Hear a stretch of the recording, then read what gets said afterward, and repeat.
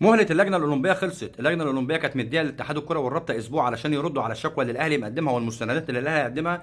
المده خلصت، ردوا النهارده وقالوا ايه بقى؟ قالوا ان المفروض اصلا الاهلي يتخصم منه 3 نقط. ديت اللائحه وكلنا لازم نلتزم باللوائح، واللجنه الاولمبيه اصلا ملهاش اختصاص في الكلام ده. دي حاجه. الحاجه الثانيه ان هم قالوا كمان ان الاهلي طلب حكام اجانب، واحنا قلنا والرابطه نفسها قالت ان احنا هنجيب حكام اجانب وكده، ولكن ما كانش في وقت. فالمفروض الاهلي يلتزم بقرارات رابطه الانديه ويلعب بحكام مصريين، ما فيش مشكله. قام الاهلي عامل ايه بقى؟ الاهلي قبل ما يطلعوا القرار ده هو كان مقدم اصلا تظلم للجنه الاستئناف. لجنه الاستئناف ديت علشان يعزز الخطوه الاولى بتاع اللجنه الاولمبيه عشان مشيها تدريجي. اللي مش فاهم الاهلي بيعمل كده ليه؟ الاهلي التسلسل القانوني عشان لما يطلع بعد كده للمحكمه الرياضيه يبقى موقفه القانوني سليم.